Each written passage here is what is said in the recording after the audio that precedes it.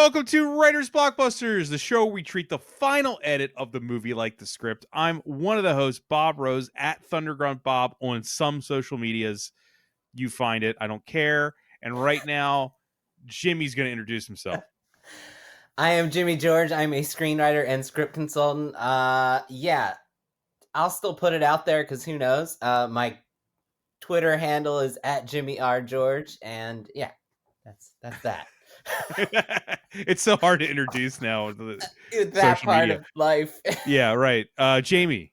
Hey there, I'm Jamie Nash. I am a screenwriter as well, and a writer of a book like that is interesting to screenwriters, like Save the Cat writes for TV and the Save the Cat Beat Sheet workbook or something like that. My Twitter handle, if anybody cares anymore, is Jamie_Nash. I'm on Blue Sky, but I have no idea what my handle is. Find me. Me and Jamie are on Blue Sky. Jimmy is not. But nobody cares about anything. Yeah. It doesn't matter. Whatever. Just email us if you have a question. That's right. Okay. We're here today to talk about the substance. But before we get into our talking points, we're going to go around and just say, each of us just say our reaction to this movie.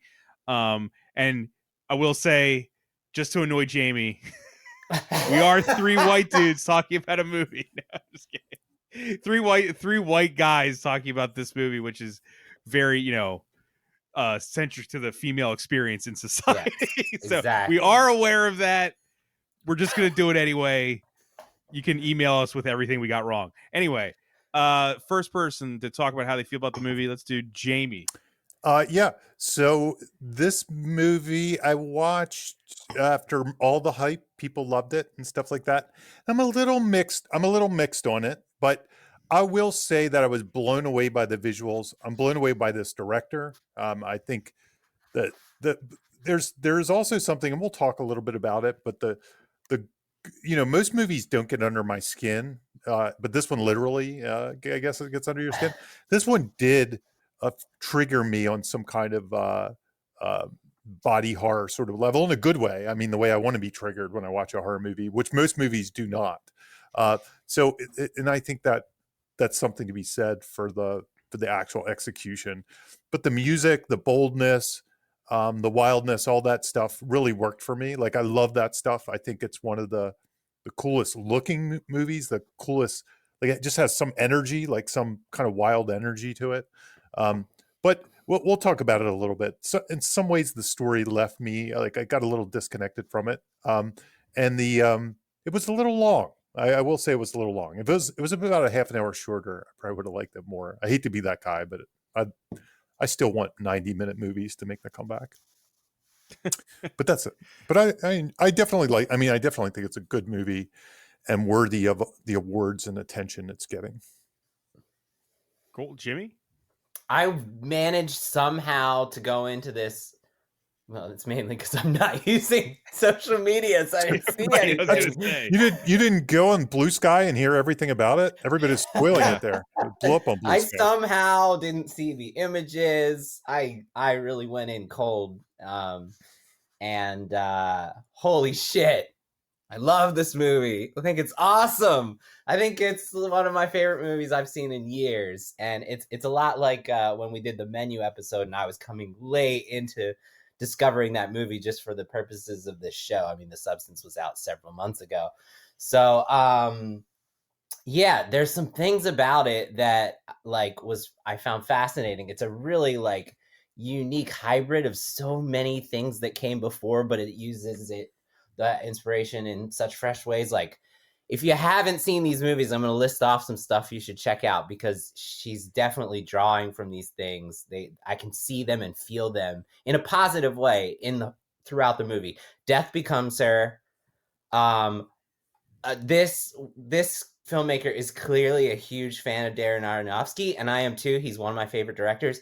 There's a ton of Pi and Requiem for a Dream. I mean, so many times I was picturing Sarah Goldfarb. I'm gonna be on television. She gets addicted to her substance of choice and has delusions of grandeur about being televised star on TV, and the whole movie builds to her psychologically unraveling around that goal. It's very similar. The injection with the needle, the eyes and the animator, pupils, right?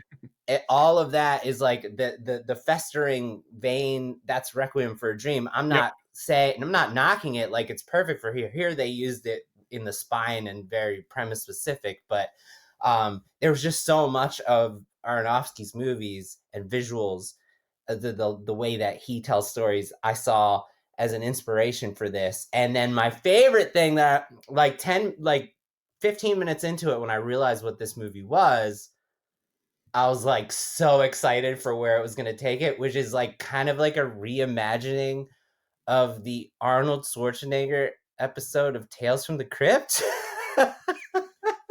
Yep. Which, if you haven't seen that, look it up. It's a really old guy who basically like pays a scientist to make him like young and handsome, and basically he's turning into Arnold Schwarzenegger the entire time, and things don't go well for this old man. And they're so similar, but in great ways. It never bothered me. I was always like, oh, I love this mashup of all these things that led to this. So I don't know, that part of it like really struck me, and I was inspired by how it drew inspiration and made really unique things as a result. So yeah, I love this movie. Well, I was gonna say Jimmy just took all the wind out of my sails. Oh but no, it's okay. So I have a lot of friends who really love this movie, but they got annoyed with the online discussion of people saying how revolutionary and important the messaging was, not because it's not important, but because it's like the way that they view the movie is it's so fucking like sledgehammer blunt with what it's saying. It's not like some secretive genius, thing being hidden under the surface that only us elites can understand. And I was like, yeah. And I said to my friends when I was talking to them, I was like, it's a Tales from the Crypt episode. I was like, it hits with about as blunt of a hammer as a Tales from the Crypt episode. It just, to Jamie's chagrin, takes 2.5 hours. But it is a Tales from, it is literally a Tales from the Crypt episode. Yeah. Just strewn out over, over 2.5 hours. And I say that as the best compliment I could give something that is in no way an insult. You know what I mean? And so, what else do I need to say? I fucking love Tales from the Crypt. So yeah, no, Death. It's Death Becomes Her crossed with Tales from the Crypt. Throw in a little Reanimator, a little bit of The Thing, Cronenberg, Aronofsky. It's got. It's like everything we love in a movie, right? I loved it. Probably it's in my top 3 of the year easily. Just awesome. So Jamie, you got to be the grump on this one. I like a little variety, man. That's fine. No, I'm kidding. It's I'm good. kidding. I'm just Jamie, I'm just smarter than you guys. Obviously, right. We you know can that. see the truth. Yeah, right. I'm the truth teller. Truth. Yeah. Right. At some point, we should do Get Demon over Night. The hype. Yeah, we should do Demon Night at some point. We're speaking of Tales from the Crypt. We got to do Demon Night. Anything Ernest Dickerson would be fucking great. Yeah, but it's got to be Demon Night. Come on. Yeah. It's got to be Demon Night. We'll do it around Halloween. Jamie, who wrote this shit? Oh, man. Give him a second. Hold on. You're gonna love this. Oh no, I got an ad on my site. It popped up this weird ad in front of me, so I can't do my big. Damn it! I'm not editing this out. I know. Best laid plans. I literally flipped to the page and there was an ad there and it wouldn't go away. Okay, here we go. Who wrote this? This was written by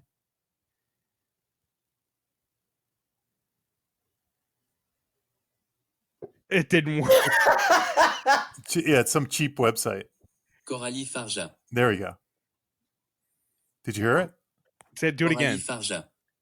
Coralie Fargeat. Coralie Fargeat. Okay, Coralie Fargeat or something. Coralie Fargeat. Yeah, that was.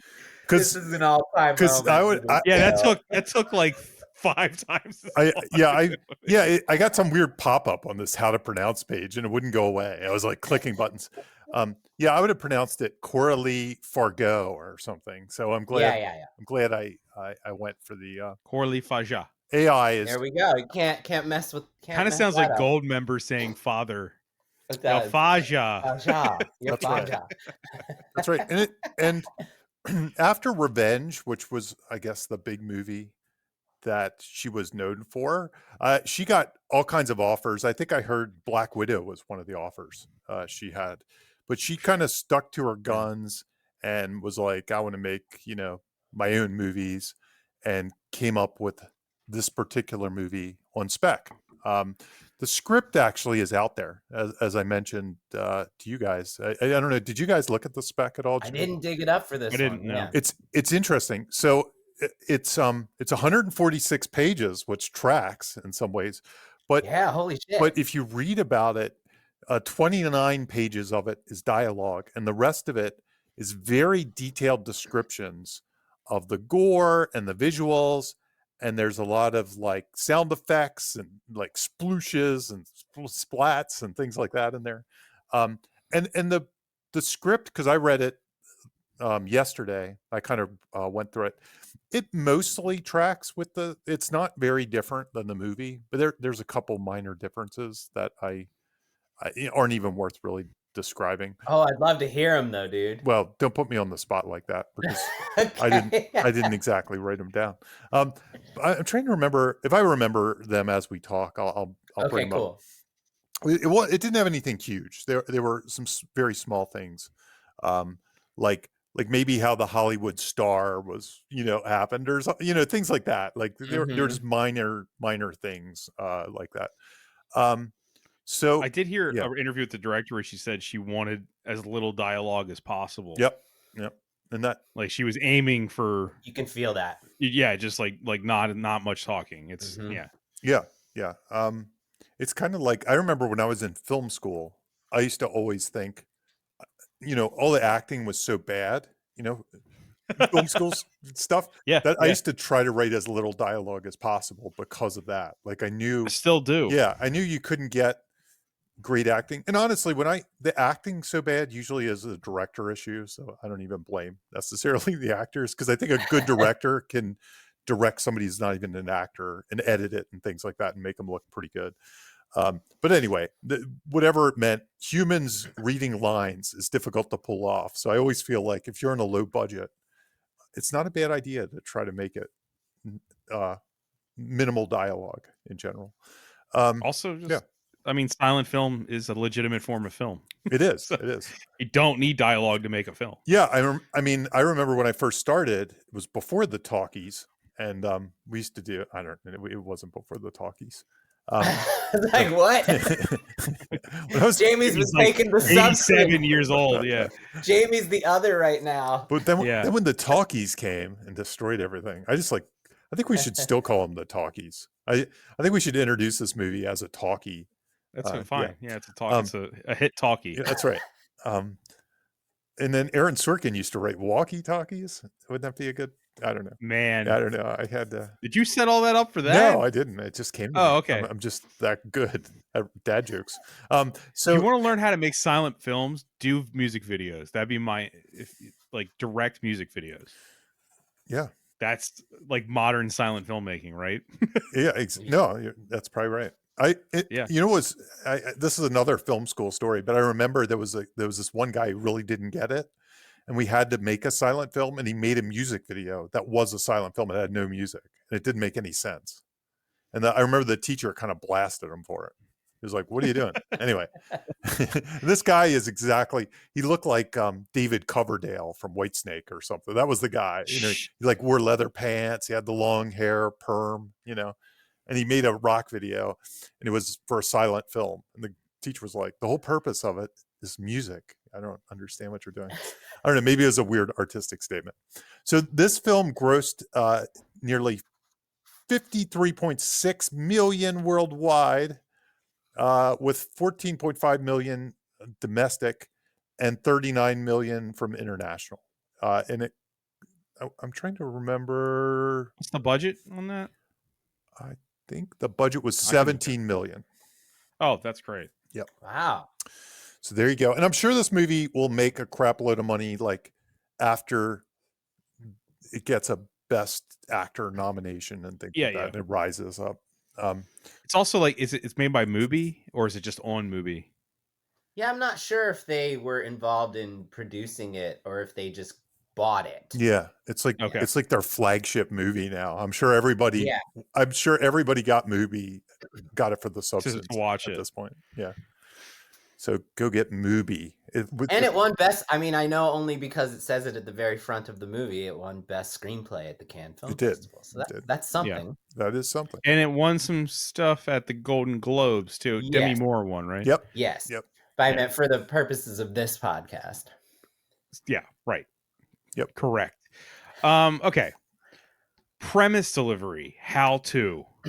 Yeah, this is mine. This is just a Mhm. really quick thing. Before Jamie had put his next topic on there, I was going to put it. So I was like, oh, I'll do something else about the opening. When the first shot of the movie is a really instructive one, and is often, I think it's important to, when you're coming up with ideas for your movie, to try to simplify it to just like a single image. Like, what is my movie? How can I convey that in a very singular image? And that's really going to spark ideas for how you can continue to do the same thing in other ways throughout the people, places, and things that appear in your movie.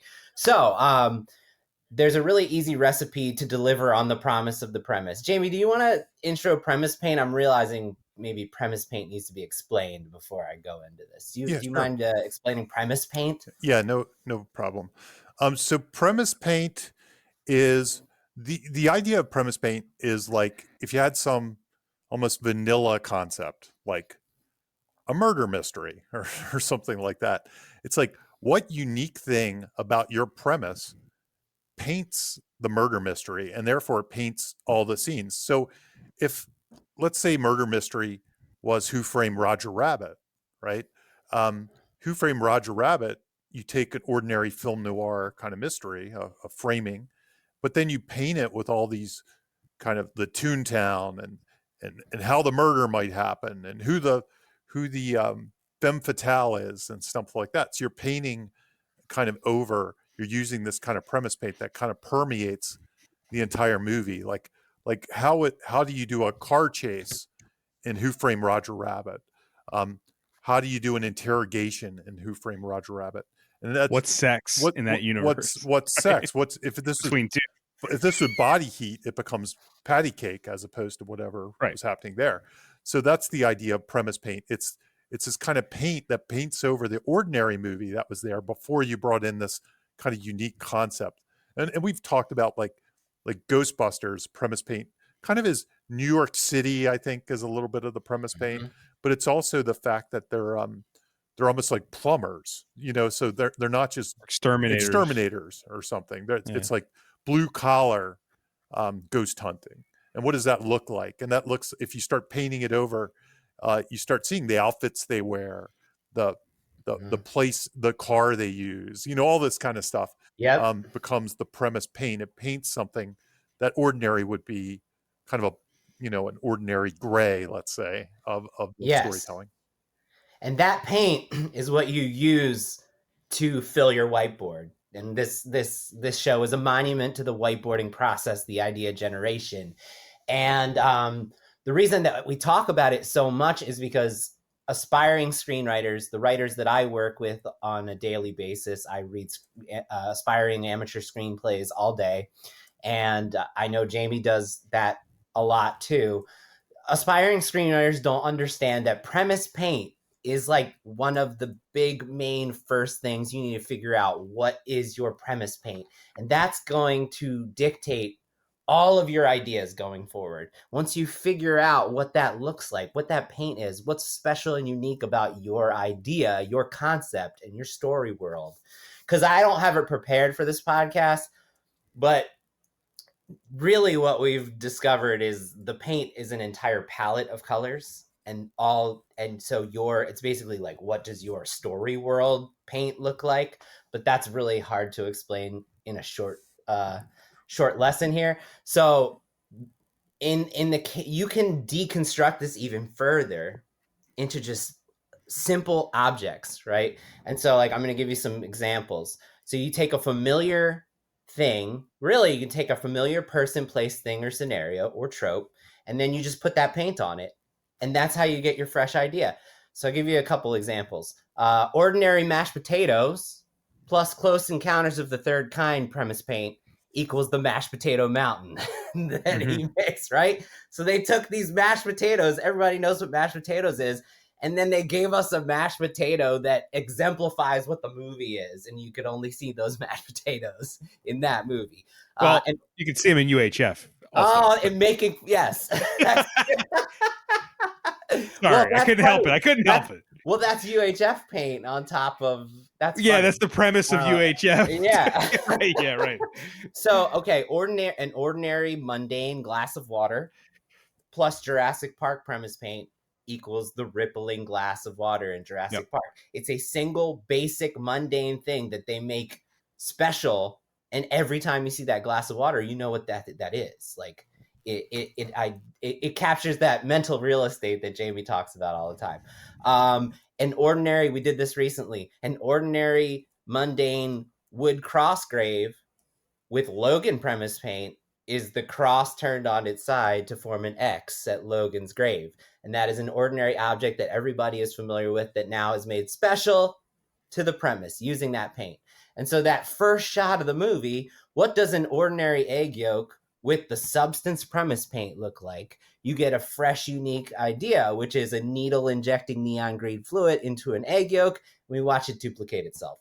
That's what the whole movie is right there. So it's just a really easy, instructive example of how to take an ordinary thing, add premise paint, and get a fresh and unique idea that's specific to the movie. So. Good stuff. It's a good opening image too. Yeah, I mean, it's amazing. And just kind of to follow on from that, I really like the this one has a very clear, I'll say, I don't know, teachable or clear example of opening and closing image, which typically an opening and closing image is kind of a bookend of the story. They usually echo each other. There's usually some kind of poetry in it, whether it's a thematic poetry, whether it's an echo of a line in a different way, the sun rising, the sun going down. There's usually some kind of cause. No, I won't say cause effect, but it's kind of this bookending echo, to use George Lucas's terminology. Stories echo, or whatever he used to say. I think he says cycles or recycles or something like that. He always used, he would always use like stuff. History keeps recycling itself. He kept when we've talked terrible about it, George Lucas impression. When we talked about as you know, when we're trying to figure out character arcs, we talk about it as a before and after snapshot. Yeah. And here you have and it's specifically like so first of all, there's the egg, which almost provides, it's interesting. The egg almost provides an overture for the story in some ways. The egg combined with the Hollywood star. And the Hollywood star, the interesting thing about it, it's almost backstory just in this little short of showing a Hollywood star. We don't need anything more. You don't need anything more. You get it. You get it. You just follow this star and see how it's decaying and tarnishing over time. Hearing the snippets of the audio of the people walking past it. Yep, exactly.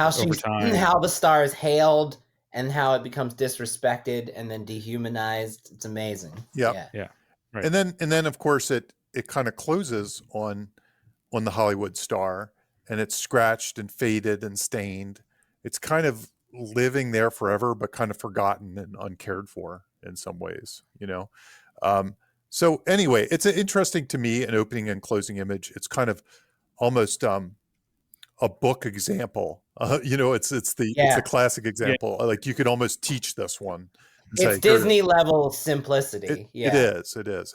And really, your opening closing image can be that. I think it's kind of fun when it is that simple. Mm-hmm. But when especially when it just fits the story so well, like this one does, it's really cool. Works. I mean, the fact that you don't need anything else is what's most impressive to me. It's like, what an inventive whiteboard way to tell an actor's backstory. It's so cool. It's thematic. you know, because it really Yeah, it's tells a story just by watching it over time and stuff like that. So it's just so cool. Setup and the story before the story. This kind of goes right into it. Yeah, so I just dumped this in here just to because I think this is another good example. I think I saw you typing it. Yeah. As I remembered I was like, I forgot to put this in, so I just typed it in real quick. Because one thing I'm constantly when I do consultations and stuff, one of the constant things I harp on is putting something in motion before the story starts. So when we come into the story, we're kind of in the middle of a story. And I think that gets us away from day in the life kind of things. Like I talk about the breakfast scene a lot. I always joke that the second scene of a lot of TV shows starts of people eating breakfast and they're about to go to work and they're about to start their day.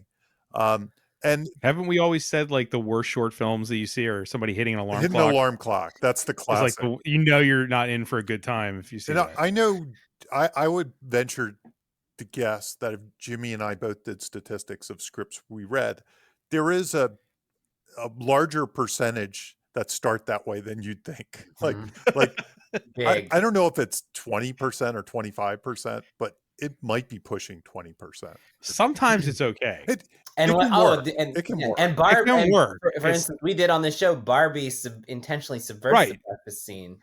Like they did it on purpose. So look, I watched 3 o'clock High yesterday. That you have to do the school day in that movie, right? So he has to wake up at the beginning of the movie, right? I don't know if you guys know that movie, but it has to be in the confines of that day. So it's okay. The alarm clock. It makes sense. And like, you know, in my TV book, I break down like 5 shows that I actually think are great examples of pilots, and maybe 5 of them have breakfast scenes. You know, like Breaking Bad, that's how it starts. Its second scene is a breakfast scene. He wakes up, and reminiscent of this movie, it's his 50th birthday, and there's a little like the bacon is in the shape of a 50, and he's like, and he's going to work, he's going to school. It's a great scene. I mean, so it's not that it doesn't work, but a lot of times I just get the flat ones that are really boring. Mm-hmm. It's like punch the clock, drive in the car, go to school, you know. And Jamie, you know what you're reminding me of? You have this great note where you're saying like make every movie a sequel. Mm-hmm. Yeah, you know, you're picking up to at the sequel to the movie that just ended. Right. Yeah, I love that idea. And is that what you're speaking? I'm just thinking to of the here? people that would hate that terminology. That is. It's like no, make your movie a sequel to a movie that doesn't exist. Yeah, I get you. It's like if this were the sequel to something, and we're coming in on the back end of like A Star is Born, but through Elizabeth Sparkle's story. Yeah, right. And again, so the story before the story here, it does have some. We kind of are riding a wave, like it's a special day. We're not just coming in on any other day in her life. This is the day when she turns 50. This is the day when she gets dumped from the network or whatever. It's all those things that happen before the substance shows up. And it makes it interesting. It gives it tension. It gives it conflict. It's not just like somebody waking up and doing their regular job and doing the thing. There's tension in the air already. It's a special day. It's a day worthy of telling a story about. And I always push people toward that. It's a strategy, I think, especially for spec screenwriters, can make for more interesting first 10 pages. Because otherwise your first 10 pages may be boring. So yeah, it's really high. I didn't put it on here, but I'm glad you brought it up. So I'll share my yes and to that, which is it really struck me how specific and targeted and strategic this why now was. Why here, why now? And it's like, if you can figure out like, why does this story have to happen at this specific time in the character's life? And if you can't answer that question, if this story could take place at another time in your character's life and in the story world's timeline, then it doesn't create that built-in potential for so much tension and pressure. And they really, the 50th birthday of after a career that's now. I mean, and her getting yeah. let go by her company. Yeah, the why here, why mean, now like, is so good. It's so spot on, right? Yeah, Also, yeah. I was going to say also in this very specific case, I know it's not as teachable or anything, but there's a huge metatextual element to this movie. Obviously, it's kind of like Birdman and a little bit thrown in there. I'm sure I think this was written with Demi in mind. So it also helps that you're working with somebody who has a story that we're familiar with as a culture. Mm-hmm. And it's similar, you know, not that Demi Moore's ever been disgraced, but you know what I mean? Like, you could make this movie where Demi Moore played herself. Mm-hmm. There's a version of that, right? There's a version of Birdman where Michael Keaton is Michael Keaton, right? Right. Yeah. It can work. But by the way, I think I read that a lot of people it adds to it. A lot of people turned this down before Demi Moore. But I'm sure it was written kind of for them too. You know what I mean? It was similar status. I assume she was looking for someone similar to Demi Moore, right? And similar in like a iconic career and who's not really working as much anymore. Right. Type of thing. Like Melissa McCarthy, I think, was her first choice. Oh. Really? No, I'm just kidding. Oh. I was just trying to figure out. Like, I wouldn't hate it. No, that would be so interesting. That'd be wild. Wow. Doing this with a comedian? I was just trying to think of a comedian that's fallen out of favor would be really weird. That would totally upend the whole thing. Yeah, it would be really odd. Okay. We've talked before about double mumbo jumbo. The substance is mumbo jumbo. Magic rules. Yes. This was mine. So I'm this is yours, but I feel like we all have something a little to say about this. Yes, and I am excited to hear Jamie's take. I've got notes on this one. Good. I guess I'll start and then you guys can take it. So I'll just read the notes. So I'm not going to redo our double mumbo jumbo spiel, but so a lot of movies, so a lot of screenplays when people are working with magic, with a creative magic, and that's like, Jamie, do you want to kind of explain that for me? Because you're better at this one than me. Double mumbo jumbo? Yes.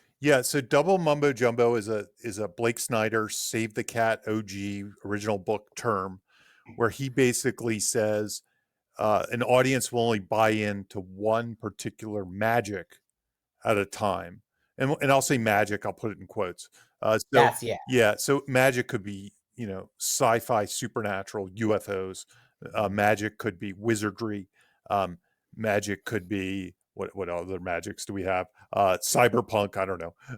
Whatever the thing is. I mean, even the time loop in Groundhog Day is a creative travel. magic. Yeah. So it's, you can have a movie that has, like, let's say Close Encounters was there, but let's say Roy Neary was a wizard.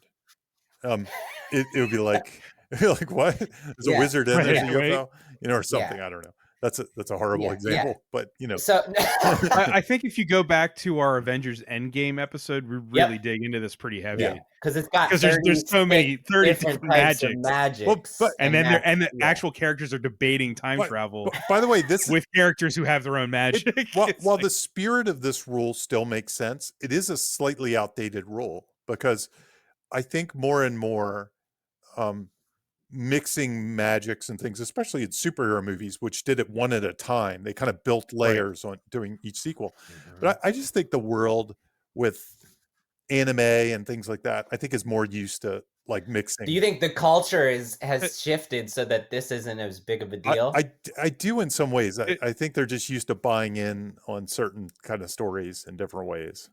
We'll get to this obviously later in this show, not this episode. But I think the discussion about James Gunn doing no origin stories is going to lead to these types of discussions about the mumbo jumbo. Because if you don't have origin stories, that's true, for characters that just show up in his new DCU, they just have powers. Yeah, just like, here's the Green Lantern. Yep. And you just got to, if you can do this, just go with it. I'm not going to explain it. Yep. Right. Yeah. There's going to be a lot of these discussions that people could use this terminology to discuss this kind of stuff. Yeah, they have their problems with it. Yeah. But so in the for the example here would be if you had two different substances, that would be double mumbo jumbo. Right. But even if you just have one mumbo jumbo, you have to find a way to make it like tangible and easy to follow. And I read a lot of scripts that have like 50 rules and like, so the limitations that like are, there's no limitations and everything and anything could happen with it. And it becomes harder to feel any sort of stakes or tension around the thing when everything and anything could happen, you know? And I'll go ahead and read the rules, and then we can discuss how we feel about this. Rule number 1, you can only activate once. Rule number 2, you must stabilize once every day. Rule number 3, you must feed the other. Rule number 4, you must switch every 7 days without exception. And rule number 5, remember, you are one. So that's it. That's what the movie gives Don't feed us. them after midnight. Yeah, no. When I watched it, I was like, holy shit, Elizabeth is Gremlins. Gizmo. She literally gives birth out of her back. Exactly the same. If you want to listen to a great interview with the director, she was on Joe Dante's podcast, and this was brought up a little awesome, bit. dude. A little It bit. was? Yeah. Oh, shit. Yeah, it was brought up a little And bit. the director's name is Coralie Fargeat. Coralie Fargeat. Coralie Fargeat, sorry. Coralie Fargeat. Fargeat. Fargeat. My Fargeat. Okay. Every time Yeah, we say we reference her, you should just press that again. Coralie Fargeat. I saw I saw people that I for one, not only did they give you the clear, concise rules, Jimmy, but I also like the fact that there's still stuff that isn't explained to the characters, and we just go with the fact. Like, I'll be honest, I wouldn't know what to do with the equipment she was given right off the bat. As quickly, the characters just go for it, and I accept it because they accept it. I don't need her like, well, what do I put it in my vein, or do I just do I stick it in the fat of my body? You know what I mean? There's none of that. It's just like, oh no, I'm doing this. It's done on screen. Let's move forward. I don't think that Coralie is concerned with those details whatsoever. You know what I mean? Does that make sense? But the fact that they're so simple, they're so I simple, think allows for her to not have to explore. The fact that they're so simple allows her to get away with that. Yes, yeah. I'm saying that's in the construction of the screenplay is you can learn from this. I'm agreeing with you 100%. Jamie, you expressed. I was going to bring that up. Jane, I think that outside of the rules of how you initiate the substance, I think Jamie had some problems with the actual like implementation during the like being on the substance, right? Like that's what you wanted to kind of discuss, right, Jamie? It's less, and honestly, I think there's some vagueness, like there's some debate if the way I interpreted it is right, and because there is debate, that's part of my issue, because it means a lot of people took it the way I took it, and it doesn't mean they're right or wrong. It might mean that there's not enough information to clarify. That's maybe. So I'll tell you how I took it, and it left me a little disconnected from the story. I think because the whole time I was thinking about this, I was like, it because it represents, I don't want to say a plot hole, but an obstacle, I think, to understanding the motivations of characters. So I'll explain to you the way I took it. And I know that I've got a response to that. And I know a lot of people don't believe this is the way it was. So, I'm probably wrong on it. No, I'm not saying that. Quit patronizing me. You guys think I'm wrong. I know. Coralie Fargeat. Meant to do it some other way, but so anyway, let me get to it. The way I interpreted it was that she gives birth to almost another creature or another consciousness. There are two separate people that are now existing in the story, as opposed to, I think, the way my mind wanted to go, and maybe it is this way, that they somehow have shared consciousness. Somehow their minds can experience the same things. Somehow the one can experience the other thing. They're more Jekyll and Hyde, as opposed to two separate. It's like Gremlins, in my opinion. It's Spike and Gizmo. Gizmo doesn't share Spike's consciousness. Yeah, they're not sharing it. So for me, it was hard to understand why Demi Moore's character, what she was getting out of it at all, because she was just being worse and worse herself. And there was a new entity that didn't even have her identity, just a completely other creature that was enjoying life and she was not. And I know there's some things that say you are one and things like that, but to me that felt more like gaslighting. It didn't feel like it didn't feel like it was trying to explain that they were the same. There wasn't some cosmic level. And there's a couple places that, like the dreams, that got a little confusing. Like I was like, oh, do they share the same consciousness? Are they not? You know, and I couldn't really tell what that was. So that's where my disconnect came. Because the whole time I was debating, I was like, what's she getting out of this? Um, you know, Sue's living this great life, but she, you know, so it became a movie more about Sue trying to drain this old lady of juice, and Demi's almost like the antagonist or something in my mind. The victim. The Or almost the victim. victim. Yeah, exactly. Like Well, there's some let other me- thing. So that's If where I was with it. You said this to us yesterday, and I thought about it the whole time, outside of talking about the actual rules and how it works. And you said, what is she benefiting from this? And I think that the way I don't know if I didn't like track I didn't track the timeline, but she's not benefiting from it for like almost ever. I think she almost regrets the decision right off the bat. Like it is not, there's not like a point at which Demi Moore is like really truly enjoying it. The actual substance is a broken thing that doesn't work, and it is not what she actually wanted. I think that Okay. Yeah. from the get-go, That's how I she's track not it. benefiting from it, Yeah. and she doesn't understand what is going on either. It's more like it's blindsiding her. She made a huge mistake, and she's trying to figure out how to go forward. And that's like, I don't think she's like, yes, this is amazing. And the Demi Moore, the Elizabeth, is like truly reveling in it at any point in the movie. I was trying to pay attention to this Yeah. a lot No, yesterday. I think they It's a curse that she brought on herself. It was it never works the way it's supposed to. But I think the curse is trying to if I don't go ahead, finish your thought. I'm sorry. Oh no, go ahead. I got more about the actual how it functions, but okay. I think Jamie, I felt what I was. I agree with Jamie too. I don't was wrestling with the feelings that you're having, Jamie, but I actually think the movie wants you to do that. I think what she's needing to learn, I think it's all a thematic journey, and really it comes down to that fifth rule. I think what she is needing to learn, and that we are needing to learn through Elizabeth, is that she hates her current self because she's old as fuck, and she's getting older and older through this experience as a consequence of trying to manifest who she used to be, the beauty standards that she seeks that she can no longer have. I mean, I'm just like pulling this out of my ass here. The internal journey of women in Hollywood. It's a play on plastic surgery, even. Right. And she needs to learn that none of that shit ever mattered.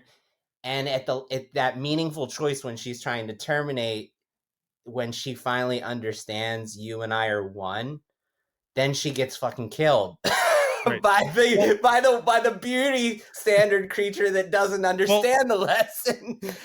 To add to that, to go back to what Jamie said to us personally, where I said that's the point, Jamie. When I said that's the point yesterday, what I meant was, you said what is she getting out of it? I was like, the point is she's getting nothing out of it. Yes. It's a mistake from the very moment. And it's never been what it should have been. I think your disconnect, Jamie, whether it works for you or not, is the purpose. I think we have so little connection with how the characters are feeling, which is on my later in the topics, that we're trying to navigate this with her character. Yeah. And so like when she's like, what the fuck is So before we go further, so that's a good point. Like the emotional side. So before I get to thematic, I'm more tracking my emotions. Like, how am I feeling? Am I worried about her? Am I rooting for her? Am I cheering? Am I along for the ride? And this is why I say I was disengaged. And what I mean by that was I wasn't along for the character's journey. I felt like I was on the outside watching, which then you get to places like, what does this symbolize about the experience of a aging Hollywood star or whatever? Then you go to theme and you get heady with it, and that's fine too. But I had a disconnect emotionally because a monster movie, usually a monster in the house movie, usually has kind of a trap. Like I couldn't really understand what her trap was, like why she'd continue, why she didn't quit earlier. Like that was the part I like an Well, addiction. she does call that first time Mm-hmm. Mm-hmm. and tries to get out of it, and the guy on the other side of the phone is so mysterious. He doesn't tell her that you can terminate it. Okay. So she thinks Not that yet. she doesn't know that she can actually kill Sue. Already, she can kill Sue, but she didn't ask the right question for the guy on the substance phone. I don't know, the substance guy Right. to tell her. So she doesn't have the information. So she is trapped because she assumes she's trapped. Okay. So Until he tells her you can terminate it, which is later in the movie. right, which is later in the movie. So she doesn't know. She's trapped as far as she knows. This is it. And that's where it's sort of an agency thing. Like she kind of just just gets tortured in some ways. And what I appreciate about it is you can look at it from both sides. In some ways it could be the Sue movie. That Sue is the person that has to keep ejecting herself and has this horrible creature living in her house that keeps getting worse and worse.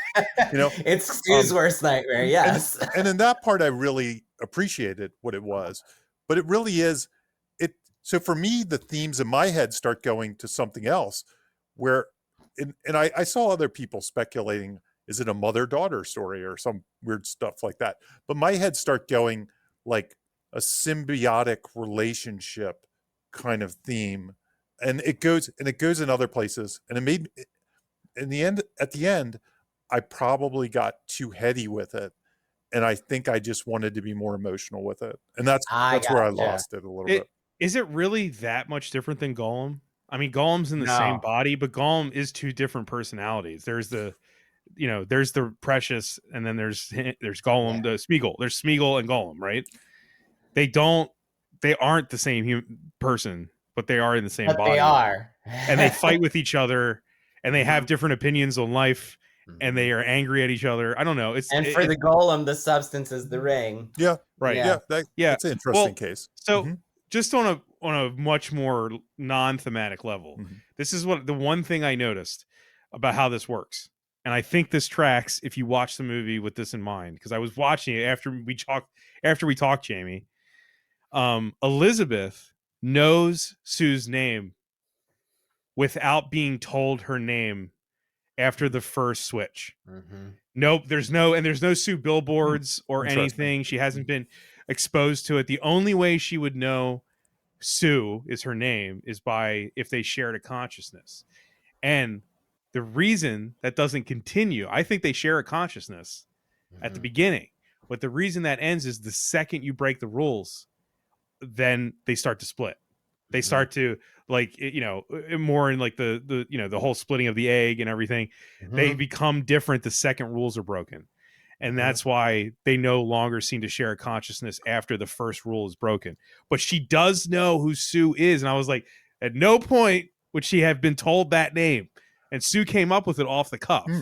So they are sharing some sort of consciousness. You know what, Bob? I bet that moment, if we looked at it after what you just pointed out, I bet the first breaking of the rules is the morning you see her cooking two separate eggs. Like the eggs are not, yolks are not sharing. They're not shared anymore. There's maybe 2 different eggs and they're frying on a pan. I bet that. I also don't think. Press the button again, Jamie. Coralie, Fargeat. I don't think that she. I think that she is 95% thematic on this, and she doesn't. She would say the whole like me disseminating that Sue knew her name. Yeah, she knew Sue's name. She'd be like, "It doesn't matter. It doesn't matter." You guys are overthinking. You guys are being too technical with it. I think to an extent, this exists on almost like a parable or something like that. You know what I mean? It's like hence like a Tales from the Crypt episode. Right? Yeah, right. It's a parable. And you're right. It's like instead of thinking of it literally, we're supposed to think, well, people are to have 2 sides of the same, and things like that. Like there's a different way to think. She gave birth to her X-24. Yes. Yeah. Right. That's what she did. She gave birth to an X-24. Right. So that's from Logan. If no one understands what I'm saying. Go ahead, James. So for me, it was more like in the moment watching it, then this is usually what happens to me when I kind of check out a movie. Is I start thinking way too much and not feeling as much. But that's me. So I get why other people might that not have occurred to them. They just ran with the other idea, or maybe they ran with the same idea I had, but were able to kind of navigate it in a different way. So But that was to be fair, Jamie, like I had a different response to the movie than you, but I definitely thought about that Me too. when they're both conscious and in the same room together. I mean, at that point, anybody would be like, okay, this isn't the same person anymore, right? Right. Like And- Yep. they're literally both conscious beings standing in the same room staring at each other. And why So- I'd never do film criticism is what I'm describing is my own takes and opinions of it. And it honestly is more saying, oh, I wanted it, not that I wanted it, but I was trying to twist it into this other Jekyll and Hyde narrative that Yeah, it yeah. wasn't. It like that wasn't what it was. And just because I want Gizmo and Spike to be the same consciousness doesn't mean that's the movie. It doesn't. So in some ways, that can happen too. Like when I'm like I come at it with the wrong assumptions. Of what But it I is. think we all kind of weirdly agree. Like you said, she gave birth to a monster. And I was like, yeah, she did. Yeah, I was agreeing with you basically. Yes, she gave birth to a monster. That's what the movie kind of is. It's interesting that there is a discourse around this, and like you say, maybe Coralie Fargeat. meant to have a discourse around it. I think so. I really just said that so I Yes. could press the button. Sure. Keep that for other episodes too. The button. Oh, I just want to. I want to close out one thing go I for it. thought that was cool about the rules, in comparison to other films that set out rules, is like a drug. There's always unforeseen side effects that we don't get listed. Bad shit happens if you abuse the drug that it does not talk about on the bottle. And I feel like it would ring false if there weren't these other weird shit from misusing the drug, right? Like they do have like this shared like nightmare hallucinations. Like all those nightmare moments are always shared. They're both kind of like gasping. One's wake. Yeah. Well, I also think that some of the stuff you guys are bringing up too. I know the tonal discussion is kind of down the list, but I think the tone answers a lot of this stuff too. Yeah. Like, I mean, would Yeah. a human being in Demi Moore's Elizabeth's position go to a back alley and go in that thing and then inject herself with that stuff in reality? No, never.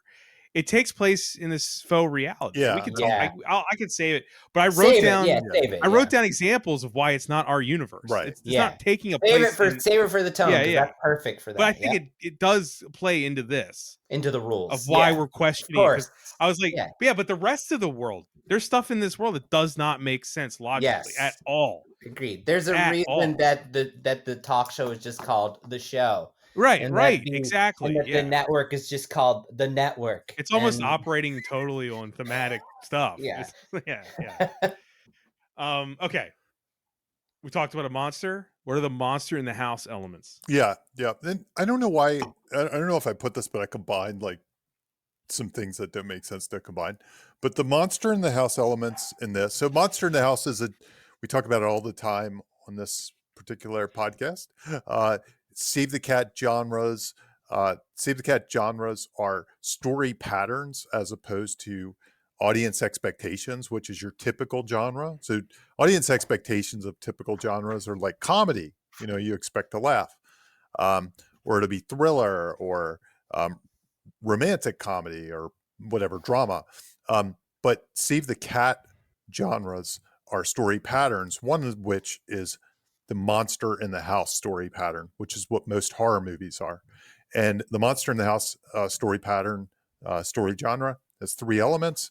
It has a monster, a house, and a sin that brings about the monster. In this case, the monster is the substance, or I mean, in some ways you could say Sue versus something, but I think the substance can be categorized as the monster, which is oftentimes it's kind of like a curse, or in a like a werewolf movie, it might be, the disease or whatever, or the curse or whatever it is. And that's kind of what this one is as well. She's the basketball playing werewolf That's right. of Teen Wolf. That's right. That's right. And the house is the body in this one, which we're going to talk about in 1 second as well. And then the sin, I guess, the sin of vanity. Yeah, exactly. I mean, that's how I'd summarize it. Even though it has to be. It's more nuanced. It's nuanced, yeah. But if we were putting the big bold label on it, that's what it would be. You could almost argue society created the sin. Yeah, no, the society is also society's the sin, right? Absolutely. Yeah, the villain of right. So I also Dennis Quaid is the villain. Yeah.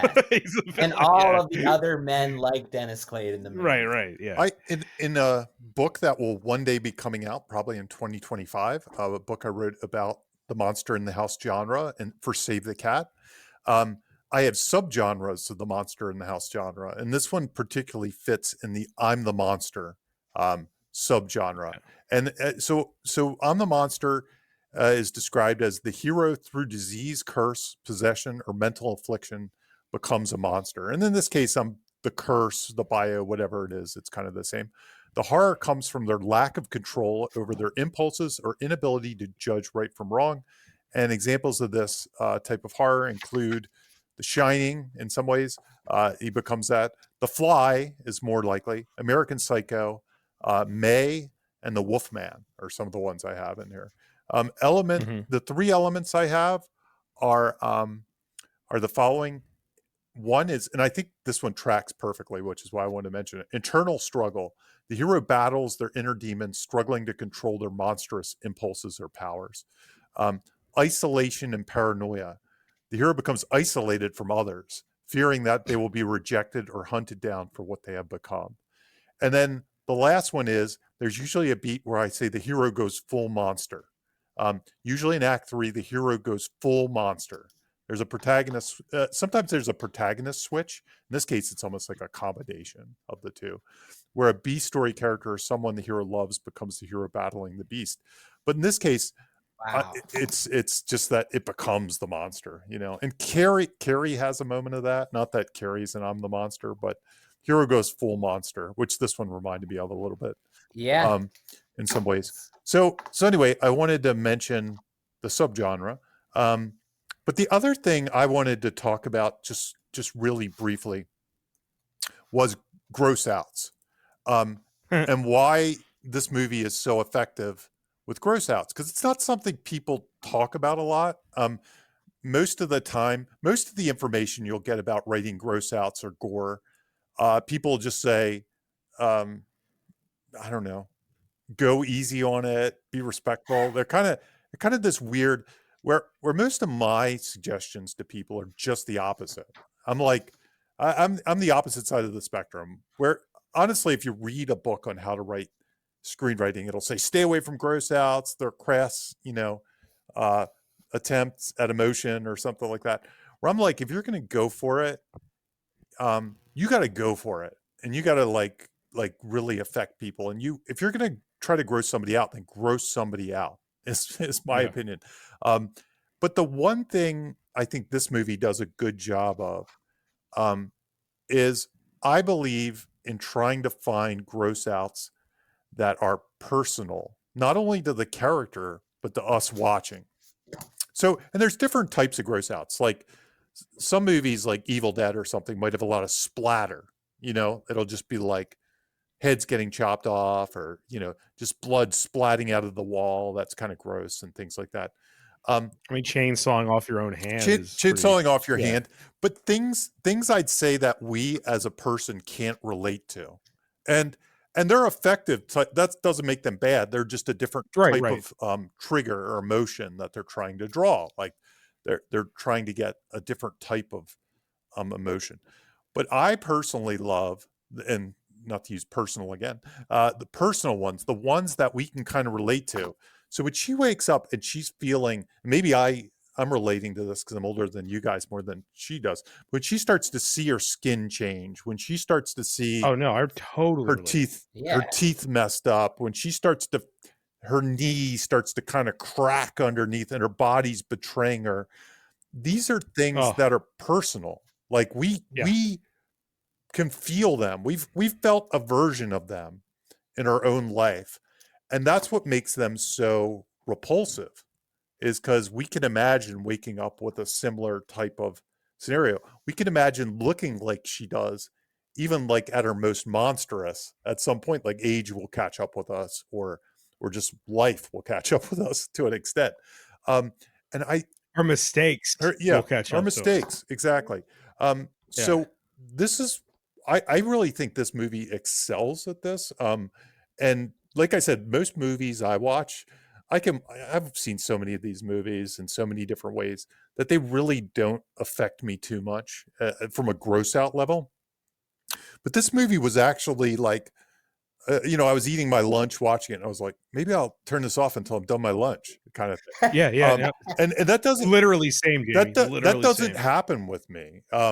So I mean, that alone for me puts this movie in a very rare category that I was like, damn, they got me. You know what I mean? And I can't think of too many movies I'd say that about. So anyway, I'm super impressed with that level of that. And I really do think it gets in touch with making the gore personal, making it triggering in that way. Her straightening out her elderly knee. Oh man. Now I've never been like that, but yeah. Like I know. I walk. Yes. When I get up from this chair after this podcast, there's there's stuff going on there that I don't quite understand what's going on. My lower back is on fire. Yeah. Like all the time. Yeah. I know. Yeah, no, this movie definitely made me feel all that. Yep. The hunch, like I'm trying to do posture correction and stuff, and the hunch she has at the end when she's fully transformed. I mean, that is visceral shit that as you get past 40, start feeling. Yeah, for sure. Yeah. All right. Is that everything, Jamie? That's it. Jimmy, you got anything? I in fact I wrote down a bunch of what Jamie said because I'm like, that's fucking gold. We're all falling apart. Welcome to the upside down world. This is a refreshing topic. Yes. Yeah. Okay, so we did what we try not to do, and we talked about this before the show. We try to stay fresh, and everything we're hearing from each other. We whiteboarded this before. We whiteboarded this one.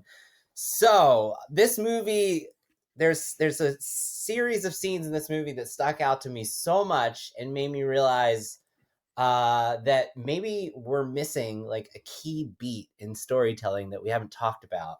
And so I'm calling it welcome to the upside down world. When I teach, when I work with clients, I don't really call things act 1, act 2, act 3, because I think it doesn't get to the heart of what the purpose of those pieces of the story are. I say before world, upside down world, new world.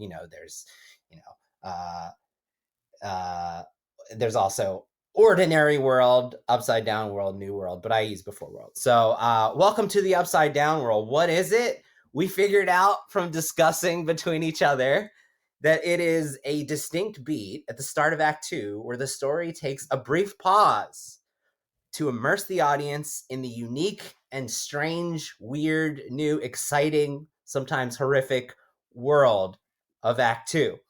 And it's our first taste of the upside down world, and it allows the protagonist and the audience to like understand it, explore it, and acclimate it to it. And then once we've done that, Act 2 and its like goals and obstacles kick into gear. So like in the substance, this is from 25 minutes to 33 minutes. Right after she injects the substance, there's like a long stretch where she's just like orienting herself in her Sue body and then walking into the world where we've seen her be miserable and mistreated and hate herself. Suddenly everyone's responding to her in the way that she wants to be treated, and she's learning how to love this new version of herself. And then the story of Act 2 and the conflict and the goal kicks into gear. So like it made me think of The Matrix, where Neo first wakes up into the real world, and we're not worried about like the Sentinels or the machines and all that. We're just like acclimating ourselves with Neo as he acclimates himself to being in the real world and what it looks like and what it feels like. And you guys listed like a whole bunch of Yeah, like, I can say a few of them if you want me to. yeah, But please. I'm just gonna actually read them from our chat Yeah. because I was saying them. Jimmy was like, "Stop." Jimmy's like, "Go save it." The whole sequence in Superman the movie where he's now, for the first time he's in Metropolis, and we kind of have a montage that's not plot driven of him going around fighting crime. It's him figuring out who he is in this world and us getting to see what Superman is capable of.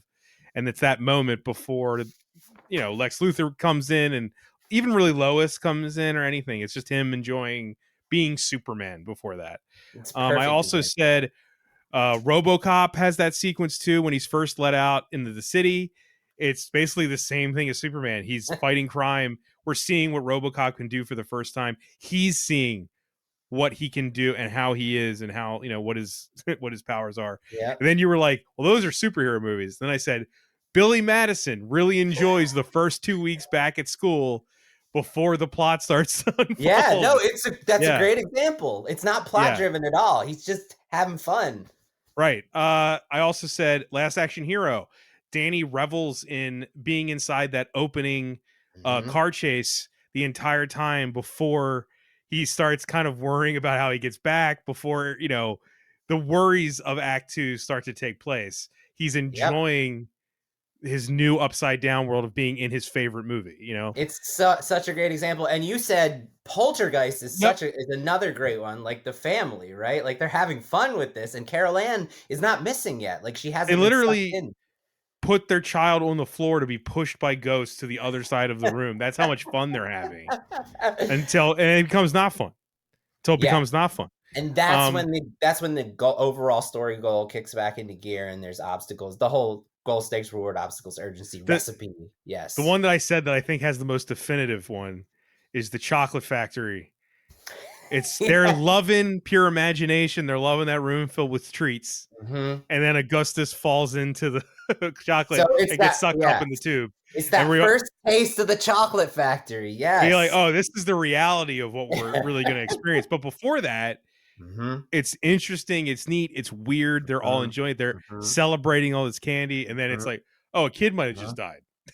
So yeah, it's whatever that moment is what we're talking about. And Jamie, you've Save the Cat. The reason that I brought it up is a couple things. Is not just because it was like cool to like be like, holy shit, this is like a very specific thing you can do, the strategy you can take as a writer. But like when I'm working with people who are new to this, who are new to screenwriting, and you try to give them the note that seems intuitive to you, me, and Bob, which is like, well, you're missing some fun and games, and you just say this is the medicine, right? You just need some fun and games here. A lot of people don't like understand, even if you try to explain simply what that is, and you give them it's the trailer moments, man. Come on, it's the trailer moments. They don't understand that it's not prescriptive enough. They need something more specific and to prompt them to get to the right ideas. And so that's why I feel like this, what is your welcome to the upside down world moment, right? It's Michael J. Fox. It's Marty getting out of the DeLorean in the farmhouse, and they think he's a spaceman, and it's also kind of the pitch, right? It's the pitch. Yes, it's the pitch. That's you say true. A kid travels to the past to meet his parents. Yes. You got to show the part of him meeting his parents and have that. Yes. Before he's trying to get back, he's not locked into, we're locked into his problem. He's not locked in yet. And he's not even worried about like, how do I get back to the future yet? He's just like acclimating himself to this insanely upside down world. So I think it's a good point, because people do have trouble with the fun and games and fleshing it out to the full size. The one thing I would say though is, there's a couple nuances to it. So sometimes the debate section actually has this part in it. So I'll give you an example, and it's debatable. No pun intended. It's debatable. So like Wizard of Oz. Some people might say the break into two is she's in Oz, right? But at that point, she doesn't really know what's going on, right? So I more think the catalyst is landing in Oz, the tornado, the whole sequence, and the break into 2 is follow the yellow brick road. And the yellow brick road is the new world in some ways, like after the debate. But there is some time of acclimating in the new world in the Wizard of Oz in the debate section. It happens sometimes. So sometimes that happens, and it's really how you slice it. This is all labels, right? It is a label. Yeah, but for me, I'm always chasing the hero, goal, obstacle, stakes, right? So for me, if there's no goal yet, if there's no like I have a mission, then usually I'm like, well, it's probably still in debate territory or something like that. Even if it's like, okay, I got you.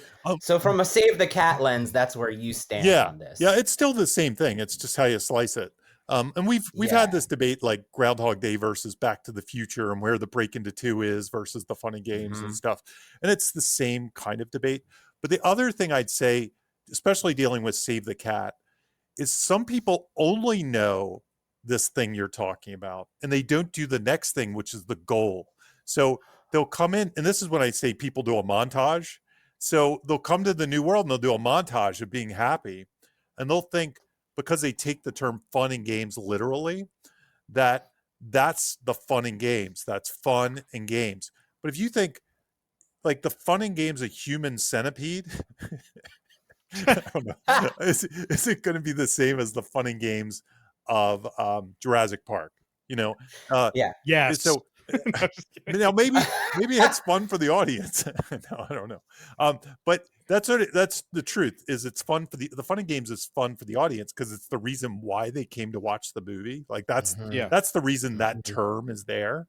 And so it's not always a case where the hero's on an upward cycle. Sometimes the hero's in big trouble and fighting for their life during this, as they acclimate themselves during this acclimation section. So that's the only thing I wanted to point out is sometimes the acclimation is more, it could be about survival. It could be about desperation. It could be something else. Yeah. Yes. There are stakes, and I said it should have acclimate in the title. He says it should be acclimate, and I'm just doing it for my own purpose. I know. Well, I think it's a good thing because when people are trying to flesh out filling that big space that is the fun and game section, 25, 30 pages, whatever it is, they need tips like of the types of they need the different building blocks to put in that space.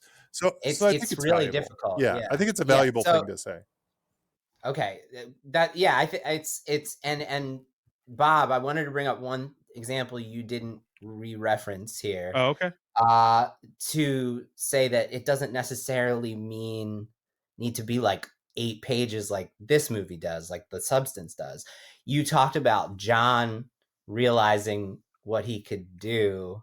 Terminator 2. Yeah. Yes. What is the example you used? I said that his Welcome to the New World is him realizing that the Terminator is his servant, and he's telling him to stand on one foot, and he like is enjoying the fact that he can give him orders. And that's when they call those two guys. The guys are like, "Hey, is this guy bothering you?" And then they get into a fight. Yeah. But that little moment is kind of his new world of having a robot servant. It is, and it has nothing to do with stopping the apocalypse. Yeah, nothing at all. It's just John Connor realizing, oh, this is the situation. Yes, and it's fun. Also, him kind of realizing that he might actually be who this thing is saying he is, right? Yeah. So that is an example, the Terminator 2, that maybe this little thing doesn't have to be like 8 pages. It could just be one scene, and I think that's a great example. But the reason, Jamie, it's funny, and then we can move on to the next thing. It's funny that you talked about what you run into, which is people, they get the fun and games right, but then they don't kick into the focus of the goal, stakes, reward, obstacles, urgency part. I see the opposite, which is I see people who are so worried about not having those key things. Like, we got to get focused on the plot. They're so plot focused that when we get to this upside down world, they don't have like Neo going like, holy shit, this is the real world. They don't have this 8-page sequence of Sue enjoying her, Elizabeth as Sue enjoying her new body. They don't have this. They just kick right into like, I gotta achieve the goal. They just skip past. Yeah, it's funny because I do see the opposite more, where they take the fun and games and they almost, it's funny. A lot of times they look at the funny games and they're like, I don't know what to put in this section. There's no obstacles or goals, and they just put like a montage, and One page, it's as like we said. one page, Yes. and they jump to the midpoint, and a lot of times in those cases the script's like 75 pages, and you're like, oh, you're missing 25 pages, and they're like, So maybe this can help that. It's like, instead of just a montage, and there can be a montage within there this. can be, yeah. I would say the Superman and RoboCop examples are montages. But they're not one page montages. Right. No, they're like 5 to 6 minutes. They kind of jump in and out of scenario to scenario. Yeah, you could argue Bruce Almighty's it's a little bit of a montage too. It's absolutely yes. So it does. So work, a lot of you're times right. these sections do have montages, but then they drop into a whole scene and Into a whole scenario. It's not like Ghostbusters, for example, has montages, but then they drop into like the scene in the ballroom where they're taking out Slimer and things like that. Yes. And then they might go into another montage afterwards. A lot of times what I see is like a Rocky training montage for like a page, and then it's like midpoint. And then we're into the rest of it. Yeah. But anyway, the ones that anyway, come up short. Yep. If you're out there, if you're developing a script, if you're wondering like how can I more like dive into the fun and games and expand it a little more, I think this could work. Like, what is your welcome to the upside down world moment? Like, what is that? Like, have fun with it for a few minutes. Would I like just to hang on this for a second, because I'm actually brainstorming this, because something I try to use is the 5-point finale to write the fun and games. I call it the 5-point fun and games. And there's a moment called gathering the team in 5-point fun and games. I have a feeling that is what we're talking about here. And it's it's gathering information, it's getting ready, it's trying to get the lay of the land, like they can't just rush into the goal yet. They need to kind of get settled. And I think that's what this beat is. So so anyway, some of it is gathering who you are, the character. Where we are. Where we are, who we are. Yeah. So anyway, I'm thinking I'll modify that section when I help people. Ooh, I like it. I think that expand it for this particular beat. Give me all the tools, man, to help. Yeah, that's good. Yeah. That's good. Yeah. Unconventional window character. Whose is this? This is mine. This is one of my favorite things the movie does. Okay. I'm real excited about this. Okay, so we haven't talked about this in a while since the killer episode. So if you like this topic, check out the killer episode. What is a window every character? episode is the killer episode, but that's just me. The killer episode. Yes. Check out the killer. Dad jokes galore here. So what is a window character? So a window character is basically someone whose role, like, yes, your supporting characters, they can have their own subplots and storylines and mini goals and desires and all that, of course. But ultimately, in an arc plot cheeseburger movie, which is what we cover on this story, and what I really think for all its subversions, the substance is, personally. That's not on our list, but I do think it's a cheeseburger in disguise. It's an artistic cheeseburger. Yes. It's artisanal cheeseburger. It's artisanal, yes. Artisanal. So much like the menu and pig. Yeah. So in these stories, the main function of your supporting characters is to give us a window into who your main character is and how they're feeling about the situation. And stories usually assign one particular person, one character, to be that main window into your character. And what they do is throughout the story, they like ask your character how they're doing. They debate their goals and their motivations and their desires. They challenge what their tactics are currently. Why are you doing this? Why would you do it this way? They give us insights about who your character is at the moment in the story, and they're who they confide in. And without them, we wouldn't have this information about the character that's crucial to emotionally connecting with them. So, and they can be friend or foe. It doesn't have to be their friend. It could be a bad guy. And so some great examples that we've done on the show in the past is the big one is Al. Al in in Die Hard is John McClane's window character. Al offers us our window into John McClane. That's how we learn how he's feeling throughout the story. Crow in Doctor Sleep is Rose's window character, so it doesn't even necessarily have to be your hero. We learn everything we know about how Rose, our villain, is feeling, what her goals are, her villain's plan, all that stuff. We learn through her conversations with Crow. So they deliberately created this character who's a window into our villain. So it works for villains too. Now, this movie is different because it's a protagonist of few words recipe. We most recently talked about a protagonist with few words in The Killer. How that movie gave him a window character, they subverted it by making his voiceover his own window character. So we are hearing his inner thoughts, how he's feeling about what's happening. He's debating his own tactics on screen, and we're hearing it in the form of his own voice. And so he is his own window character. And another great example is in the absence of other characters, you have to find a way to make an object personified.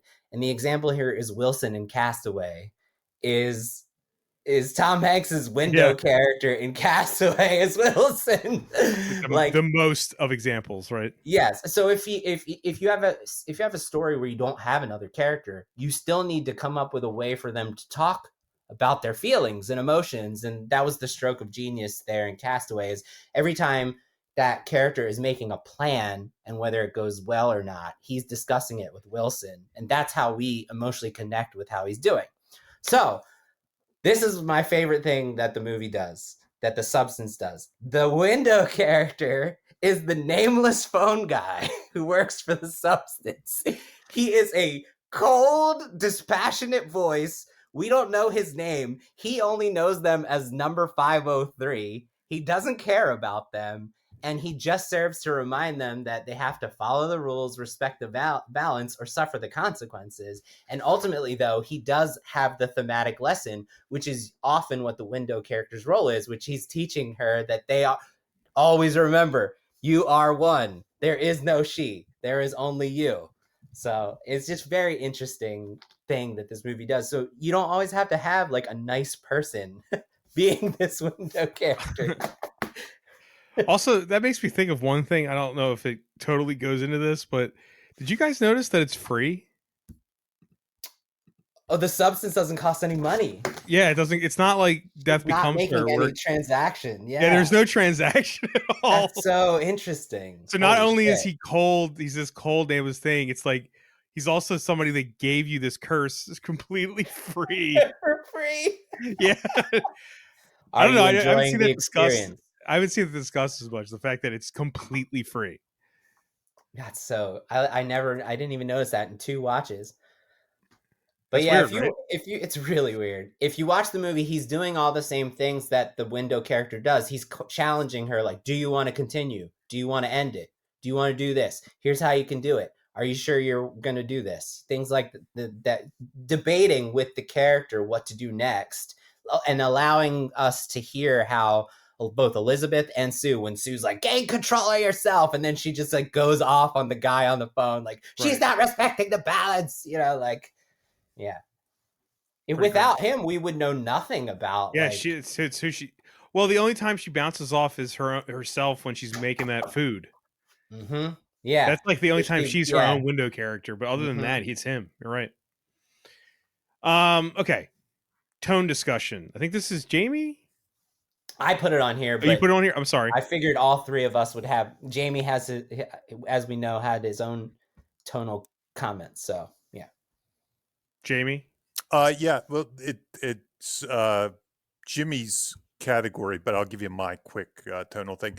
So satirical films are tricky to land. I think this one does an interesting job.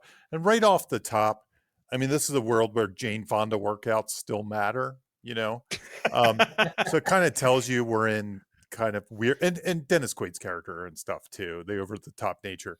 It right away tells you that this is a world where somebody could give you the substance for 0 money or whatever, I mean, it's that kind of world. It's like parable territory right away. So these movies are tricky though, to kind of maintain that. But I think the key is to establish it early, to instantly put us into that tone, and then just run with it. Yeah. And that's what this movie does, and it does a good job. I- A good job of that. No, totally in agreement. Let me just get this out, Jimmy, before you get into your actual points. I was gonna say, like earlier, how this obviously doesn't take place in your reality, and I think Jimmy kind of set a few examples. Like the billboard being placed right there is insane. Like, let's just straight up say that the billboard is like literally facing the side of a building. It makes no sense. It is literally for the composition of shots. Yes. It makes no sense. What's on the billboards is completely vague. It's like new show. It literally says new show. The network is called the network. The TV program is so basic. It's like hilarious. And the timestamp of when this is taking place is completely confusing. Cell phones exist, but the internet doesn't seem to. Mhm. Newspaper ads are how people get jobs still. When is this taking place exactly? I'm not sure. I think the thing that a lot of people haven't pointed out that I've seen is this New Year's Eve show is apparently televised, but it's also live. Mhm. It has families attending, and there's bare breasts in the show. Yeah, that part It's is really absolutely where it insane. shows you. It's Yeah. absolutely insane. This show is like, what is happening right here? Because it's like they're televising this, but it's live, and there's So it's obviously nudity. not in our world. Yes. It's not in our world. Even down to the last thing I'll say is the blood splatter at the end is great. Mhm. I'm not saying it's bad, Mhm. but even in the insanity of the substance itself, that much liquid couldn't fit into that body. You know what I mean? It's not Mhm. happening in our reality But whatsoever. it's not in our reality with our Yeah, human like, bodies. Yes. There's so many examples going down here. Mhm. It's like you can't, like, putting it under the scope of normal logic, like, it just doesn't work, Mhm. and it's not supposed to be that, right? Yeah. That's all I wanted to say, because I was making this list as I was watching. I'm so glad. No, those are all great examples. The reason that I brought it up is, we try to talk from our experience as consultants and teachers. Yeah, and and tone is the toughest thing to master. It's the toughest thing to understand when you're starting out. Like, how do I wield this? And so I wanted to, without going into the tonometer, Jamie, I didn't want to bring that up because it's really difficult for this one. Yeah. Dude, you could do the Batman. It's always Batman. I kind of wanted to see how the movie plays with tone and shifts, amps it up. So like if you're out there and you're going, I want to wield tone the way that this does. I think what I noticed is that there is a deliberate pacing to the tonal shifts. Mhm. And if you watch it just to try to learn from the tone, everything is satirical. All those things both of you guys mentioned are all there, and you sort of absorb them as they're coming. They're not so insane at the start that you're like, this is fucking ridiculous, but you feel it, right? You feel like, why is this Jane Fonda exercise show relevant, but and then you just keep moving, right? Because why isn't that on YouTube? Right. It just should be a YouTube show. But that's tone, right? Like we're both, all three of us are speaking to satirical tone, right? And so it's there. It's not made a big deal over, and it's not so insane that you're like, I'm checked out already, right? It's just like, okay, I'll just go with it. And the movie just keeps dropping in these little pieces about the world that are tonally imbalanced with our own world. They're absurd, they're satirical, but they're not like so insane like the third act. They're very slowly built. And then and Dennis Quaid's character, when he pops in, he's the one thing that's like extremely over the top absurd every time. His name is Harvey for a Harvey. reason. Yeah. It's pretty over the top, right? Yeah. So, which is awesome. But so I think he's the one who like tonally he serves to prepare us for what's to come. We buy, if you buy into Harvey, then you're ready for the ride that this movie is going to give you tonally and the tonal whiplash that's coming. But then there's actually like a very deliberate shift. And that comes when Elizabeth wakes up and she's half an old lady to what we all just, the gross outs that we talked about, the personal gross out that really start kicking into gear there, and she can barely move her knee, and she's popping. As that sequence unfolds, it gets extremely absurd, and it isn't until then that it's just like consistently absurd, like her cooking and the eggs splattering on her face while she's watching herself insult. That's when the movie shifts tone into like extreme absurdity, and it just continues to go up and up and up and up. And I think that if they had given us that type of tone at the start, then the finale wouldn't work the way it is. I think if you're out there and you want to play with tone the way it is, study how this plants the seeds for the absurdity and the tonal whiplash, and slowly adds more and more instead of just going balls to the wall. Yeah, the word. Yeah, don't do what I do. Yeah. Well, the worst thing it could do is like this thing escalates it. It's an escalation. The worst thing it could do would be to jump around, like go crazy, then serious, then crazy, then serious. Because then you just be like, I don't know. It never grounds itself. Yeah. Yes. You know what? Yes. You know what? That's a great point. You know what's interesting about this? So when I went into this, and Jimmy, I assume you're the same way since you said you stayed cold. So Demi Moore, great performance. That the poster or the picture is like her in a mirror in red. It's very serious and stark. It's not goofy and colorful. And even I didn't. Coralie Fargeat. Last movie was Revenge. Wasn't tonally like this at all. So it kind of took me by surprise when I was watching it. Like I was Me too. I was like, oh, I was not prepared for the tonal whiplash at all. You guys weren't expecting the comedy. No, funny because it doesn't sell it that way, and I stayed cold. I was expecting The Fly, to be honest with you. Yeah, like, that's what I was expecting. And then I thought it was going to be. There's inspiration of The Fly in there, but this is funny. That movie is that movie's not meant to be. The Fly is depressing. Dark as dark can be. The Fly makes me cry. The other thing, just for if you were pitching this movie, if this were your movie, and they needed a tonal comp, what tonal comp would you give to this movie? Tonally, oddly enough, I'd give Everything Everywhere All at Once with its tonal whiplash. That's a good point. I feel like I kind of already said it 300 times. I think it has the tone of a Tales from the Crypt, so I would throw in, I wouldn't give Night or something like that. Oh, Demon Knight. Okay. Like it has that tone. Mm-hmm. You could put the Crypt Keeper before this movie to do some puns. It would work. And it would work. They don't need more runtime, but you could get John Cassier out there to say some puns, and it would work with what's the comp. Yep. So that's true. Yeah, that's how I feel about it. Good. The Frighteners, maybe a little bit. I think The Frighteners is too grounded. Frighteners more grounded. Yeah, it's maybe more grounded, which is nuts to say, because The Frighteners isn't like a grounded movie. The reason I picked Everything Everywhere All at Once is because I feel like if people popped up with hot dog fingers in this, it would work. Mm-hmm. Yeah. And that's really hard to make work. Mm-hmm. It's goofy. It is. Yeah. It's really goofy, and I think that the prestige, what you're saying, Jamie, is the prestige buzz about the movie did not prepare you. It didn't for the goofy of it. I'm super pumped that this might get Oscars. Like that is very cool. This wins Best Picture. That'd be insane. I don't think it could, but if it, wow. If it did, I don't know. That's maybe one of the coolest things the Oscars has done in a while. Yeah. Yeah.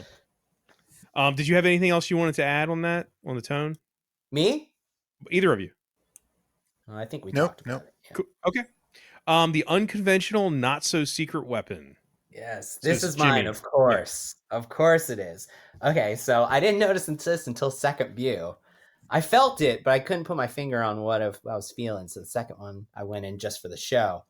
Okay, so what is the not so secret weapon? We've talked about it many times. It is a specialized person, place, thing, or scenario set up earlier that the hero uses in the climax to help them succeed. It's not just a Chekhov's gun. It's the most important setup. And if you can bury it with a joke, or if you can bury it cleverly that we don't know it's a setup, all the better. So Um, Can I guess what it is? What you're gonna say? Wait, I want to give the examples for anyone who's new to Oh, this, okay, because go we ahead. Go have to for it. assume someone has never heard us say this, you know? Right. Yep. So it's Luke using the Force to blow up the Death Star in Star Wars. It's crossing the streams in Ghostbuster, the oxygen tank in Jaws, Cecilia using the Invisible Man suit, Dutch's mud camouflage in The Predator, the dead and buried alt-verse Doctor Strange in Multiverse of Madness, the well camera in Jupe and Nope, singing Christmas carols in Elf. The best way to spread Christmas cheer is singing loud for all to hear. It's most famously Ripley using the loader to fight the alien queen. So yeah, did you want to guess, and then I'll go into it? Yeah, because we didn't talk about this prior, so I'm just No. guessing. I didn't think about it much, but is it the leftover activator? Yes, it Okay, is. okay. It is. Now, for a what- second, I was second guessing myself for a second. What yeah. is it gonna be? No, Yeah, what was yeah. cool about it while watching, I was like, oh shit, this is totally unconventional and subverts the not so secret weapon that we talk about all the time, because Sue thinks it's the not so secret weapon, and we know it's the wrong way. We know that the oxygen tank is not going to kill the shark. We know that the alien loader of this story is not going to kill the queen. It's like, don't use what you think is the not so secret. She never saw multiplicity. You can't make a copy of a copy of a copy.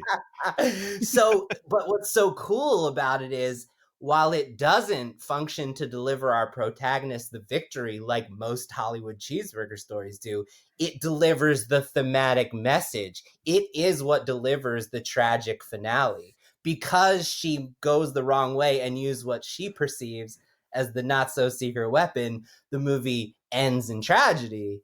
And so I think it's just really cool. Like, I don't know what to say about that. I bet you now that looking at it from that lens, if we look at tragedies and downer ending movies, we'd probably find other examples of not so secret weapons that they think it's the right answer. We did The Mist on this show like first year, didn't we?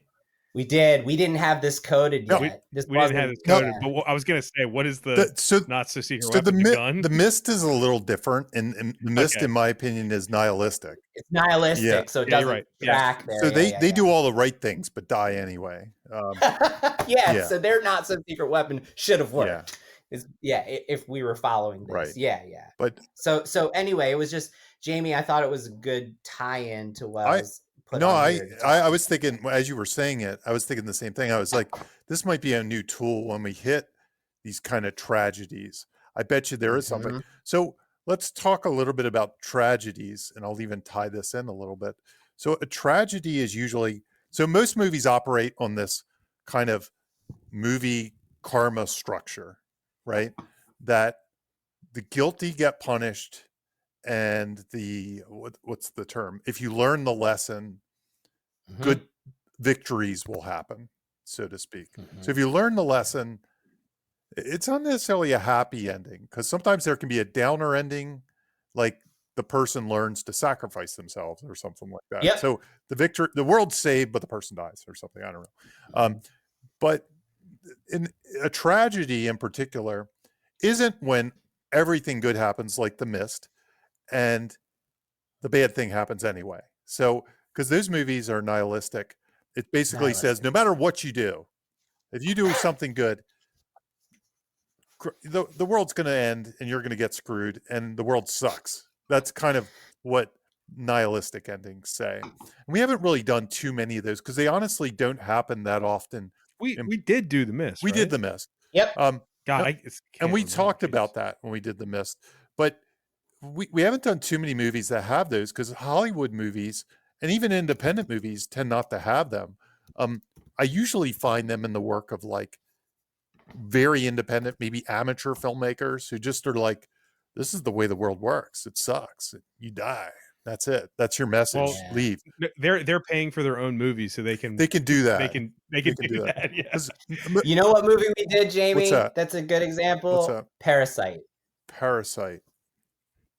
Yeah, I don't even remember.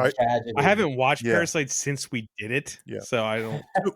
But so the tragedy movie like this isn't that, because what happens in a tragedy is the arc, the lesson is there, the character sees it, they should learn it, but in the end, instead of embracing the lesson, they double down on the bad thing, or they ride out the bad, their flawed self. They just kind of, and I think the double down might be the not so secret weapon in some ways. Yep. It's them using what they perceive to be as the solution. Yeah, like I'm going to take this to the extreme. It is the problem. Yeah. It's the problem, not the Right, solution. right, And they right. haven't learned that it's the problem. Let's amp up this substance as opposed to like dial it down. So they go in the opposite direction. And the reason it's a tragedy is because we look at it like, they should have learned the lesson and maybe things would have been better. I don't know how things would be better necessarily in this movie, but they wouldn't be as bad as they were. She'd still die, but she wouldn't turn into the monster. Right. Exactly. Yeah. So anyway, that's what tragedy is. And that's kind of how it works in this particular movie. Jamie, I'm going to put you on the spot because I love all your thoughts on this topic. And I think this topic is really hard to teach and really hard to learn. Okay. So in Save the Cat, there is a removal of the shard. That's when Luke uses the Force and the not so secret weapon. And there's a moment of grace.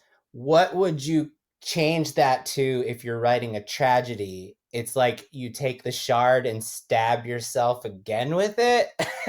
Removal of the shard and stabbing yourself with the shard again. And instead of a moment of grace, it's a moment of like blindness. So I think the moment of grace could still be there. So the moment of grace, what we're talking about, is something that happens around the midpoint that is kind of a look in the mirror moment, like what am I doing? Why I need to change. Oh, how appropriate for this. Yeah. And I think those would still be in most tragedies because you still teach the lesson. It's just they reject it, or maybe they're on the fence with it. But then when that's why I'm asking, like from a learning standpoint, instead of moment of grace, what would it be? Well, I think it's still there. I think it's still the moment of grace in a tragedy. It's just that when they get to the second half of the movie, and it's typical that they're not all on board. They have the moment of grace, but they're still debating. There's like a debate, and then in the finale, they choose the good thing in a regular movie. In a tragedy, they choose the bad thing. They're like, screw this. This lesson doesn't work. I'm going the other way. So the removal of the shard of glass is the thing that probably doesn't happen. It just doesn't happen. Yeah, they don't remove it. Right. They just twist that shard. Exactly. Just twist it. They choose not to ever remove it, and they just stick like it's almost like if you can visualize, like if the shard of glass is a visual thing and it's a dagger in the heart, they put their hand on it and they think about it and they go, nah, and they do the other thing. And that's what most tragedies are. And to compare that in this movie. Okay, so now what you're making me realize, because I didn't realize it watching it twice, but now that you're talking about this, I actually think that we have two, once they are both on screen together, we actually get two tragedies. Because one thing I didn't put on the list is the meaningful choice topic, and I'm not going to go into it deeply, but I'll just mention it. This movie, in the moment of termination, when she's deciding to whether to choose to terminate Elizabeth, she has 3 meaningful choices within seconds, which I think is so awesome. Like, that's why it feels so good. She chooses to kill her she's learning the lesson. Like this, yes, she's choosing to kill her, and then she makes another meaningful choice, and she says, I need you. I hate myself. You are all that's left of me that's good. And she chooses to stop terminating her. And then when she won't wake up, she makes a third meaningful choice, which is to literally give her own blood to resurrect this wrong way version of herself. And then Sue fucking kills her. Kills herself. And then Sue is the one who has another continuation of that wrong way, and Sue's the one who has the tragedy of using the not so secret weapon that she deems to be her salvation, but we know is like gonna be her tragic end, and it is. So it's just really cool I think that whole line of things is why one of you said you saw people underneath it's thematically about mother and daughter, because it's like the generations you keep generational trauma just keeps passing itself off until it destroys itself. Mm-hmm. You know what I mean? know. Like the daughter makes the same mistakes as the Interesting. mother. Interesting. So like the patriarchy has fucking just right. doomed us for generations to come. More qualified people can talk about that, but I think it's an interesting thought. One of the things that I find really interesting, despite my, what I said about the consciousness being broken, the one thing that presents is this is really a two-hander in some ways. Yeah. It's two different stories about kind of the same thing, and looking at it from different perspectives, which I think is really cool. I can't think of a lot of movies like this, that do that, because it kind of is, you wouldn't expect it, but that's what it is. It's this two-hander. No, and Jamie, we've done it to death recently. My favorite new screenwriting tool, which is Tensity. Oh, yeah. Like I was like, holy shit! Like Sue has so much tensity, right? She's got like sort of the latent lifetime of experience of Elizabeth somewhere in there, but she's kind of like a newborn baby, right?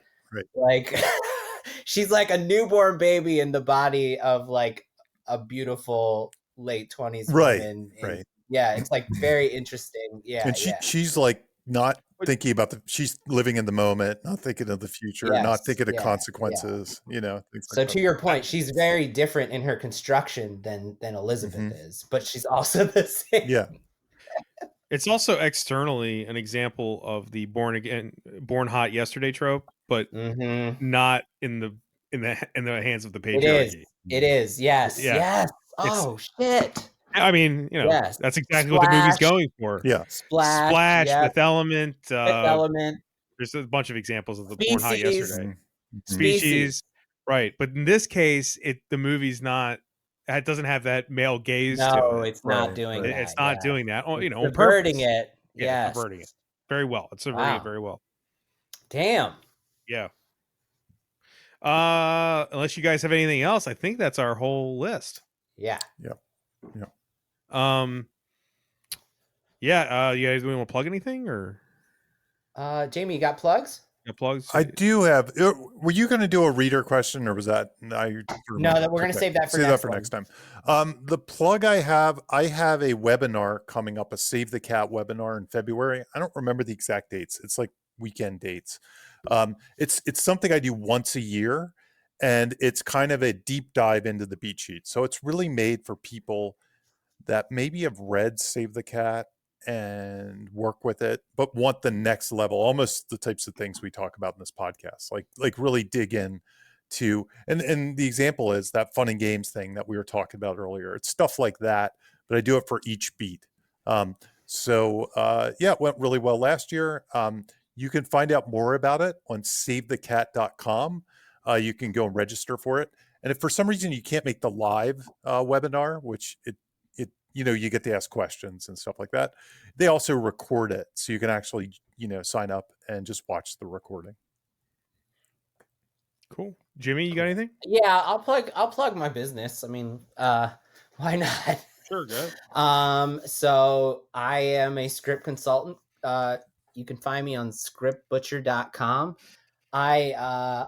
I don't have any openings until the end of last week of February is my next opening right now. But yeah, I've got openings. I usually don't have openings for, sometimes as long as 6 months, but I got openings right now we're recording this on January 17th, and my next opening is the last week of February. I've noticed that in my own consulting world, because I do a little bit less than Jimmy, but still do a lot. I've noticed it was a little dead in December and early January. I'm not getting hit up as much as I got hit up in December or January. I don't want to end on a downer note, but I actually lost a lot of clients to the strike, meaning like I literally had people who have agents and managers who fucking quit. Oh, so I have like 6 people who I work with regularly who just gave up. I had a very busy year. I laugh. It's a false emotional reaction. Sure, it's a terrible thing. Yeah. It's terrible. I had a very busy year last year, but just for whatever reason, December, and maybe it's just because of the holidays and stuff. Yeah.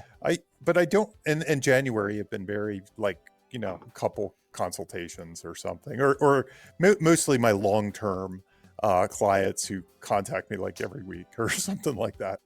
It's been Yeah, but I just wanted to put it out there because I usually don't have openings for 3 to 6 months, but I got openings in like basically a month and a half wait right now only.